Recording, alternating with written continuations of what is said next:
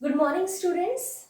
ये चैप्टर जो है वह काफ़ी लंबा है और इसकी भाषा क्लिष्ट है, यानी कि कठिन कठिन शब्द है, इसीलिए मैं इसे पढ़ करके आपको इसकी व्याख्या कर दे रही हूँ। तो बजरा जो शब्द है, बजरा, इसका मतलब होता है नाव।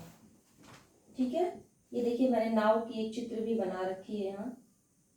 गंगा के घाट पे बहुत से बजरे रहते हैं, लोग उसमें बैठ के घाट के पार जाते हैं, गंगा नदी के पार जाते हैं, देखते हैं, वापस आते हैं।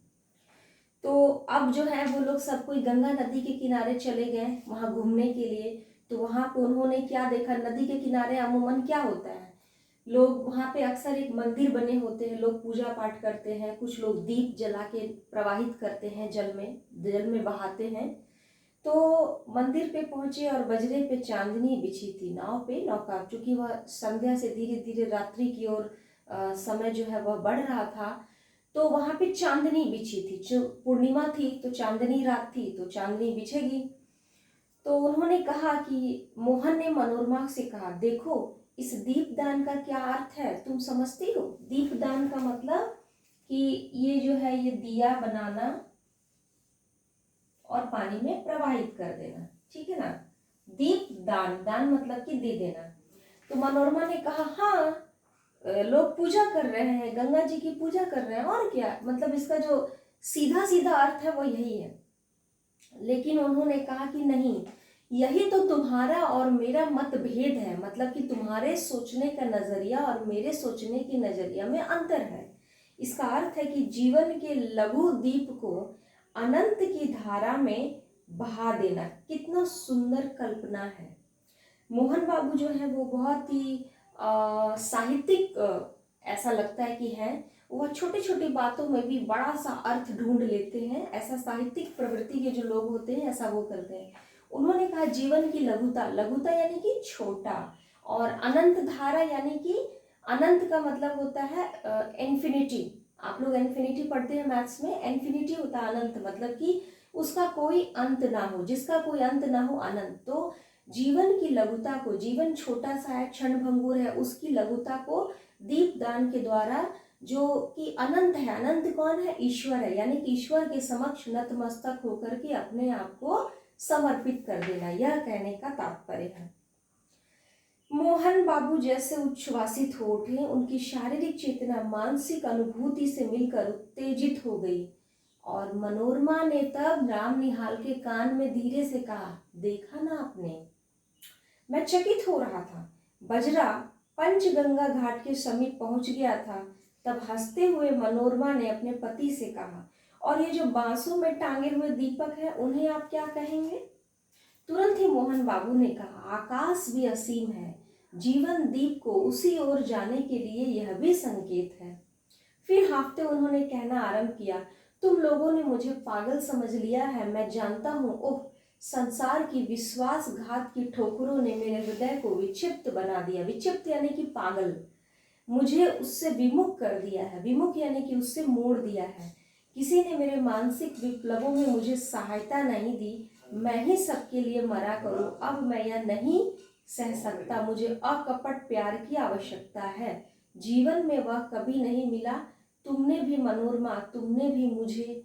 शायद वो कुछ और कहने वाले थे, लेकिन मनोरमा ने उन्हें रोक दिया। चुप रहिए, आपकी तबीयत बिगड़ रही है, शांत हो जाइए। क्यों शांत हो जाऊं? क्या राम निहाल है इसलिए शांत हो जाऊं? वह जान जाए तो मुझे इसमें भय नहीं। तुम लोग मुझ सत्य छिपा करके मुझे छलना चाहते हो। मोहन बाबू के सांसों की गति तीव्र हो गई, तेज हो गई। तो मनोरमा ने हताश भाव से राम निहाल की तरफ देखा। अब देखिए इस अनुच्छेद को समझिए कि उन्होंने जो है बांस में टंगे दीपक की तो व्याख्या कर दी कि यह भी उसी ओर जा रहा है, आकाश भी असीम है, यह आकाश की तरफ उठा हुआ है, मतलब ऊंचाई पर स्थित है, तो भी इसका अर्थ लगभग वही है। अब यहाँ देखिए कि ये जो ऐसा ऐसी बातें क्यों कह रहे हैं ये मनमोहन बाबू, क्योंकि ये जो ब्रज किशोर है यह बहुत ही चालाक आदमी है। कैसा आदमी है ये? चालाक। इन दोनों के बीच में क्या संबंध है? मनमोहन और मनोरमा के बीच में ये दंपत्ति है, यानी कि पति पति है, पति पत्नी है। और ये जो मनमोहन है इसका ही कारोबार है, बहुत संपत्ति है बहुत अधिक। तो ब्रज किशोर जो है वह चाहता है चालाकी से कि उसने अफवाह उड़ा के रखी हुई है कि ये जो मनोरमा है, चूंकि यह काफ़ी सुंदर स्त्री है, तो उसने जो है यह अफवाह उड़ा रखी है कि 10 मिनट्स, उसने यह अफवाह उड़ा रखी है कि मनोरमा जो है वह एक अच्छी स्त्री नहीं है और वह अपने पति से प्रेम नहीं करती है, ऐसा इसने अफवाह उड़ा रखी है, ऐसा वास्तविकता में नहीं है। और यह चाहता है, ब्रज किशोर चाहता है कि यह पागल करार दिए जाए। कौन? मनमोहन, ताकि इनकी जो संपत्ति है उसकी देखभाल की जिम्मेदारी ब्रज किशोर को मिल जाए। समझ गए? ये पूरा कहानी का यही है प्लॉट। और तब जो है सुनी सुनाई बातों पे मनमोहन जो है वह शंका करते हैं, संदेह करते हैं अपनी पत्नी मनोरमा पर, और वह इसीलिए इस तरह की बातें कर रहे हैं कि तुम लोग सब मुझे मिलके पागल बनाना चाहते हो, है ना। लेकिन उन्हें यह नहीं पता है कि पागल बनाने के पीछे किसका हाथ है और उसकी मंशा क्या है। आप इस कहानी को पढ़िएगा अवश्य, मैं बीच बीच में से आपको समझा दे रही हूँ, है ना। और राम निहाल बाबू जो है ना, उनके मनोविकार यानी कि उनके मन में जो विकार आ रहा है, विकार यानी कि विचार, विचार नहीं, विकार का मतलब होता है कुछ गंदगी, तो उसके मन में जो विचार आ रहे हैं गंदगी के रूप में, उन्हीं के विषय में राम निहाल सोच रहा है। और कुछ देर के बाद वह अपने आप ही मनमोहन कहने लगे कि ब्रज किशोर को मैं पहचानता हूँ मनोरमा, उसने तुम्हारे साथ मिलकर जो षड्यंत्र रचा है, मुझे पागल बना देने का उपाय हो रहा है, उसे मैं समझ रहा हूँ। तो स्वस्थ होकर बड़ी कोमलता से मोहन बाबू कहने लगे, तुम्हारा अपमान होता है सबके सामने, मुझे ये बातें नहीं कहनी चाहिए, यह मेरा अपराध है, मुझे क्षमा करो। और मनोरमा के कोमल चरण यानी कि पाँव, क्योंकि ये लोग नदी में बैठे हैं नौका में, तो उन्होंने उसके पाँव पकड़ के माफ़ी मांगी और वो अपने पाँव को छुड़ाते हुए बोली कि अरे अब मनोरमा ने दीनता से मेरी ओर देखा। दीनता यानी कि बड़ी लाचारी से उन्होंने राम निहाल की तरफ देखा कि देखिए ये क्या क्या कर रहे हैं, मतलब कि स्त्री का पाँव भी पकड़ रहे हैं माफ़ी मांगने के लिए। सचमुच मैं देख रहा था गंगा की घोर धारा पर बजरा फिसल रहा था, है ना। नदी का जो है, नदी अपनी गति से धीरे धीरे चल रही थी, नक्षत्र बिखर रहे थे, नक्षत्र यानी कि जो तारे हैं वो छिटके थे आसमान में, चांदनी फैली थी और एक सुंदर स्त्री मेरा आश्रय खोज रही थी। मैं चुप था, घाट पर बजरा चला। अच्छा, पुरुषों की क्या मानसिकता होती है कि मनोरमा जो थी वह अभी परेशान थी अपने पति की इन हरकतों से, है ना, उसके इस तरह के विचार, उत्तेजित हो जाना, जोर जोर से बातें करना और कुछ भी बोल देना, इस तरह की बातों से मनोरमा भी परेशान हो उठती थी और उसे भी समझ नहीं आ रहा था कि क्या करें। तो वह जो है आश्रय के लिए राम निहाल को देखने लगी कि देखो ये किस तरह की बातें कर रहे हैं, कैसी हरकतें कर रहे हैं। मैं चुप था, घाट पर बजरा लगा, फिर वह युवती मेरा हाथ पकड़कर पैड़ी पर से संभलती हुई उतरी। पैड़ी यानी कि घाट के किनारे जो ऊंचाई वाला जगह होता है, आप लोग बोटिंग किए होंगे तो आपको इसका अनुभव होगा कि जब नाव जो होता है किनारे लगता है तो वो हिलता रहता है ऐसे ही, ऐसे ऐसे ऐसे। तो वहाँ पे जो बोट्समैन होते हैं वो जनरली क्या करते हैं कि आपका हाथ पकड़ करके आपको पहले नाव में बिठा देते हैं और उतारते वक्त भी वह हाथ पकड़ के आपको उतार लेते हैं। ये बड़ी सामान्य सी घटना है। तो जब मनोरमा उतरने लगी तो उसने राम निहाल का हाथ पकड़ के वह बाहर उतरी और उनके मन में, राम निहाल के मन में ये क्या चल रहा था कि कितना मैं धन्य हूँ, है ना, और कि एक सुंदर स्त्री ने मेरा हाथ पकड़ा है, ऐसा उसके मन में चल रहा था राम निहाल के। मोहन बाबू ऊपर चढ़ने लगे, मैं मनोरमा के पीछे पीछे था और अपने पर भारी बोझ डालकर धीरे धीरे सीढ़ियां चढ़ रही। ये सारी कहानी जो है ना संदेह है, संदेह। मनमोहन के मन में संदेह है कि मेरी जो पत्नी है वो अच्छे चरित्र की नहीं है, और राम निहाल के मन में ऐसा अभी संदेह हो रहा है धीरे धीरे कि मनोरमा उससे प्रेम करने लगी है।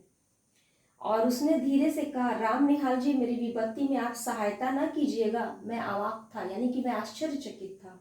श्यामा ने एक बार गहरी दृष्टि से राम निहाल को देखा, वह चुप हो गया। श्यामा ने अब जो इतनी राम कहानी सुना रहे थे राम निहाल जी श्यामा को, तब जाकर श्यामा बोलती है कि आगे कुछ और भी है या बस, है ना। उसने आज्ञा भरे स्वर में कहा कि आगे कुछ और भी है या बस। राम निहाल ने कहा कुछ और भी है, तो वही कहो ना। उसके बाद वो कहता है कि ब्रजकिशोर बाबू ये चाहते हैं कि मोहनलाल अदालत से पागल मान लिए जाए और ब्रजकिशोर उनकी संपत्ति के प्रबंधक बना दिया जाए, क्योंकि वे ही मोहनलाल के निकट संबंधी है।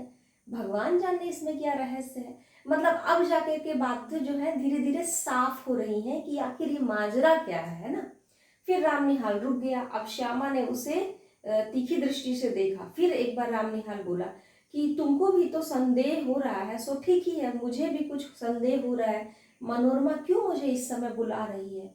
अच्छा, पत्र आया है मनोरमा का। अब जाके समझिए कि पत्र आया है मनोरमा का, तो वह उसका पत्र और पुराने लिखे पत्रों को निकाल करके जो बंडल है वह मनोरमा के द्वारा लिखे गए पत्र हैं। राम निहाल को मदद के लिए वह बुला रही है। अब श्यामा ने हंसकर कहा, तो क्या तुम समझते हो कि मनोरमा तुमसे प्रेम करने लगी है? क्या वह दुष्चरित्रा है? छी राम निहाल, यह तुम कैसे सोच रहे हो? देखो तो हाथ में यह कौन सा चित्र है, क्या मनोरमा का ही है?